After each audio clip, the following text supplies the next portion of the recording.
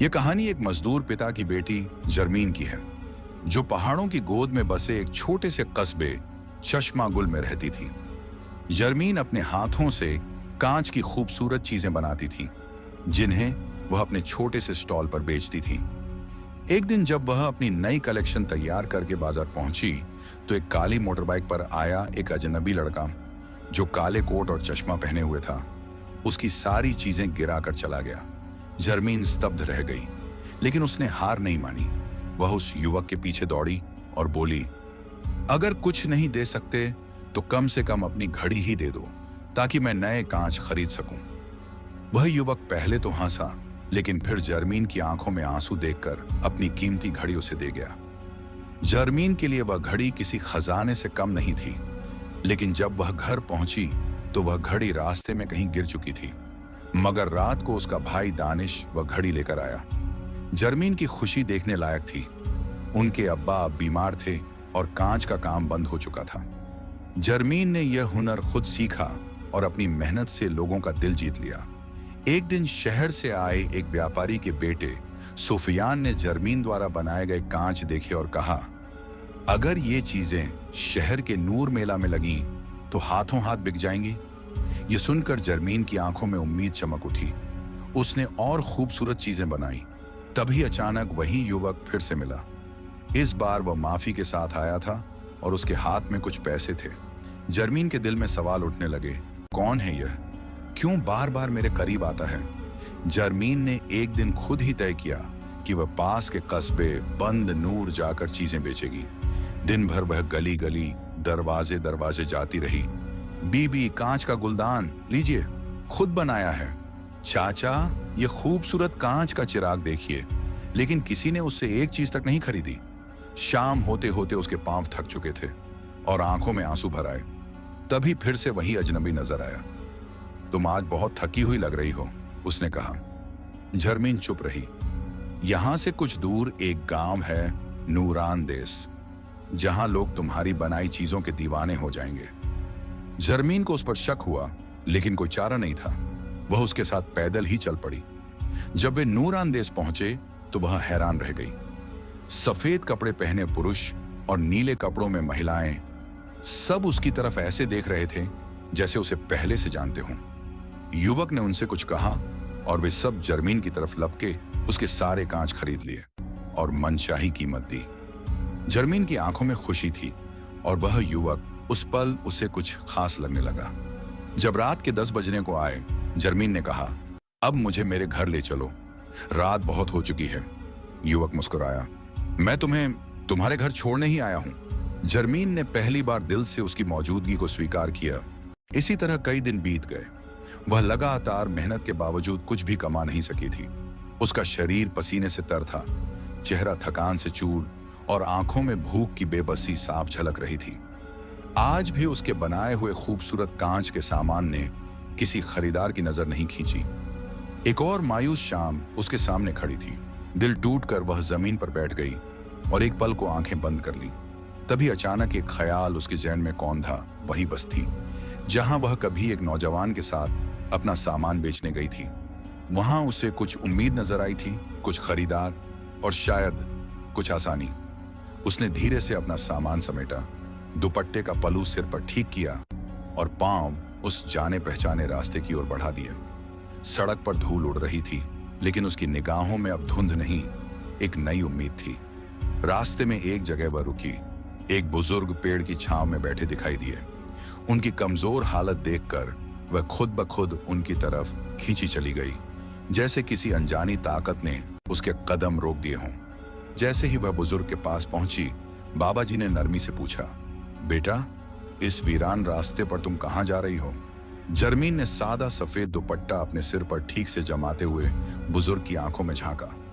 बाबा, मैं सिर्फ वही बस्ती ढूंढ रही हूं जहां कभी मेरे कांच के सामान बिके थे। बुजुर्ग हल्का सा मुस्कुराए। बेटी, वो नूरान देश है। हर किसी के लिए वो रास्ता नहीं खुलता। वहां वही जा सकता है जिसके दिल में सच्चाई हो या जिसे कोई अंदर से बुला ले। जरमीन का दिल तेजी से धड़कने लगा। वह जानती थी कि इस बार भी वह उसी की तलाश में थी। वह रहस्यमयी नौजवान जो काली बाइक पर आता था, जिसकी आंखों में कोई छुपी हुई दुनिया चमकती थी। बुजुर्ग ने अपनी लकड़ी की छोटी सी छड़ी से इशारा किया, अगर तुझे यकीन है तो चश्मा गुल के उस पार एक छोटी पगडंडी है, वही तुझे नूरान देश तक ले जाएगी। मगर होशियार रहना, वहां हर चेहरा मुस्कुराकर सच नहीं बोलता।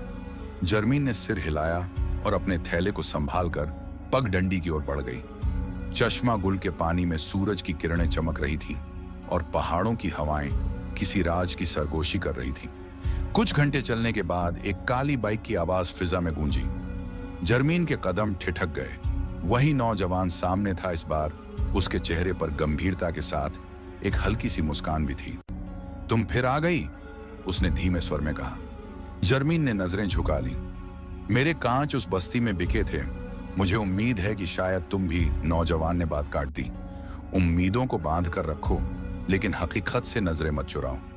नूरान देश की दीवारें खूबसूरत जरूर हैं, मगर वहां हर शीशा चेहरा नहीं दिखाता, तकदीर दिखाता है। जर्मीन हैरान थी। उसकी बातों में न सिर्फ मायने थे, बल्कि कोई छुपी हुई भविष्यवाणी भी। तुमने जो कांच का सामान बनाया था, अब वो सिर्फ चीजें नहीं, उनमें तुम्हारा जज्बा है। वही जज्बा जो नूरान देश की गलियों में रोशनी बनकर फैला है। नौजवान धीरे से बोला, तो क्या मैं दोबारा वहां जा सकती हूं? जर्मीन ने बेचैनी से पूछा। नौजवान ने सिर हिलाया। सिर्फ तब जब तुम्हारे हाथों से बने कांच खुद रास्ता दिखाए। जर्मीन की आंखों में आंसू आ गए। उसे यकीन नहीं हो रहा था कि जिसे वह रहस्यमय समझती थी, वही उसकी मेहनत की कद्र करता था, उसका हमराज था। तुम्हारा नाम?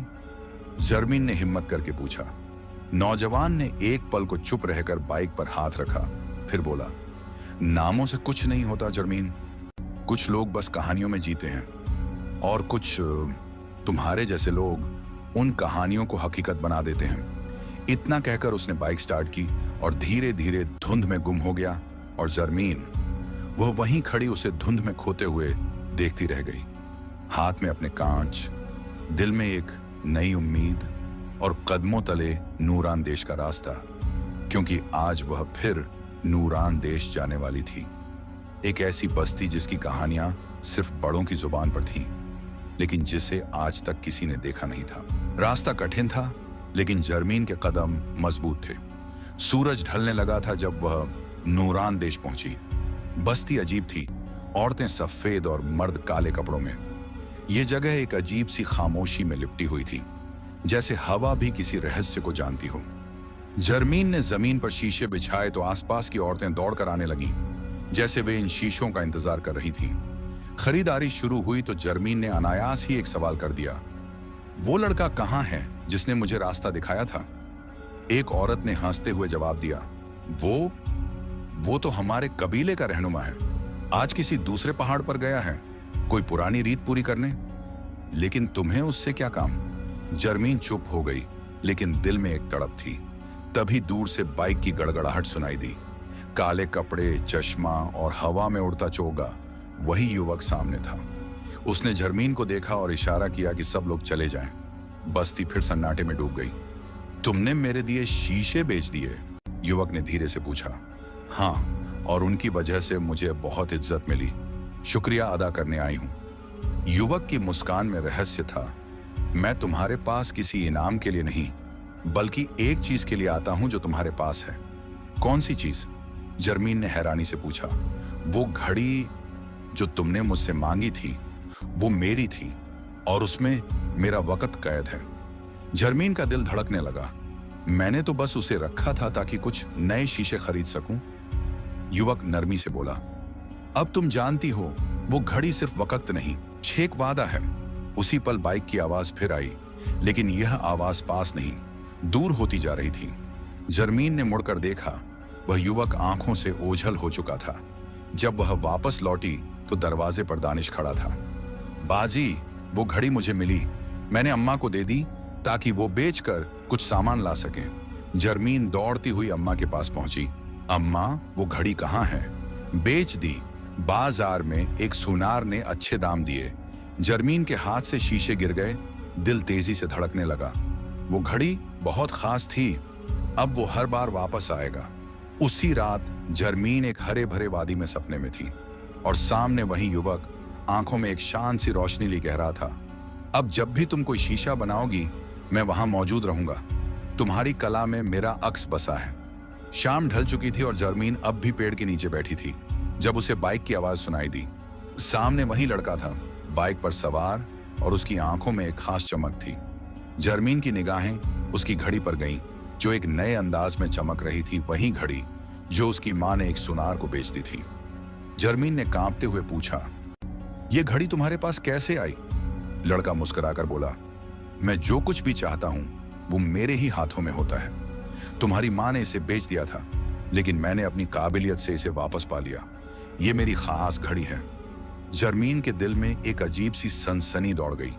फिर लड़के ने अपनी असलियत बताई, जब मैंने पहली बार तुम्हारी मदद की तो तुम्हारी आंखों में जो बेचैनी थी उसने मुझे तुम्हारी ओर खींच लिया। मैं इंसान नहीं हूं, मैं एक जिन्न हूं और मुझे तुम्हारी मदद करने का हुक्म दिया गया है। यह सुनकर जर्मीन के शरीर में एक ठंडी लहर दौड़ गई।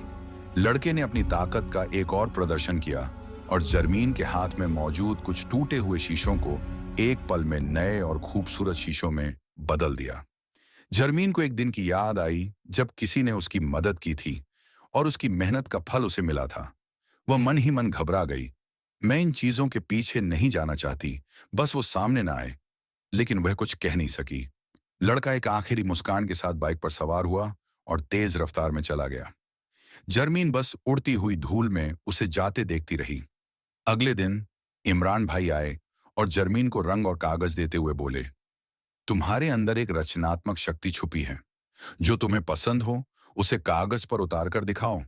जर्मीन ने कागज पर रंग भरते हुए सोचा कि वो क्या बनाएगी, लेकिन उसके जहन में बस एक ही तस्वीर थी, वो लड़का जिसकी आंखों में जिन्हों की दुनिया की गहराई थी।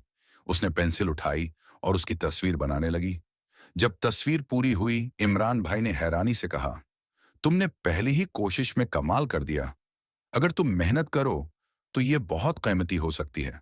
जर्मीन ने बेमन से कहा, मेरे लिए यह काम काफी नहीं है, मुझे पैसे चाहिए समीर के इलाज के लिए। इमरान भाई ने समझाया, अगर तुम अपनी कला में महारत हासिल करो तो तुम्हारी रचनाएं दुनिया भर में मशहूर हो सकती हैं। जर्मीन ने उनकी बात मानी और पेंटिंग बनाना शुरू कर दिया।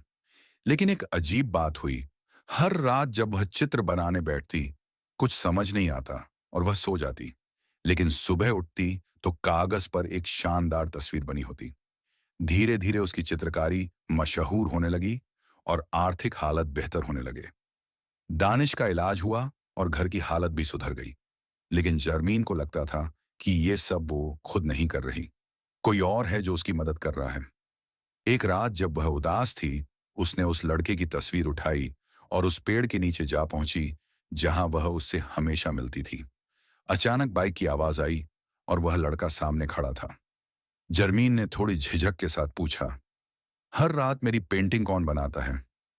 लड़का मुस्कुराकर बोला, मैं अपनी ताकत से तुम्हारी मदद करता हूं। अब तुम्हारी जिंदगी में एक नई रोशनी आ चुकी है और मैं हमेशा तुम्हारे साथ रहूंगा। जर्मीन की आंखों में आंसू भर आए। तुमने मेरी जिंदगी बदल दी, मैं तुम्हारी बहुत आभारी हूं। फिर जर्मीन ने थोड़ी हिचकिचाहट के साथ उसे एक तोहफा दिया, वो पेंटिंग जो उसने अभी बनाई थी। लड़का वो तस्वीर देखकर खुश हो गया। ये पेंटिंग मैं अपने महल में सजाऊंगा और अपने जिन्न साथियों को दिखाऊंगा कि ये एक इंसान लड़की की रचना है। फिर वह मुस्कुराकर बाइक पर सवार हुआ और दूर चला गया, जबकि जर्मीन उसे कच्ची सड़क की धूल में दूर जाते देखती रह गई। जिंदगी में कई बार ऐसे मौके आते हैं जब हमें कठिनाइयों और चुनौतियों का सामना करना पड़ता है। उन हालात में हमें लगता है कि हम अकेले हैं और कोई हमारी मदद नहीं कर सकता। लेकिन हकीकत यह है कि हमें हमेशा किसी न किसी रूप में मदद मिलती है, चाहे वह प्रत्यक्ष हो या अदृश्य। हमें अपनी आंतरिक शक्ति को पहचानना चाहिए और ईमानदारी व मेहनत से आगे बढ़ते रहना चाहिए। जर्मीन की कहानी हमें यह सिखाती है कि जब हम खुद पर विश्वास करते हैं और अपनी क्षमताओं को अपनाते हैं तो हम अपनी किस्मत बदल सकते हैं। चाहे जिंदगी में मुश्किलें हों या कामयाबियां, हमें अपने रास्ते पर यकीन रखना चाहिए और दूसरों की मदद का आभार जताना चाहिए।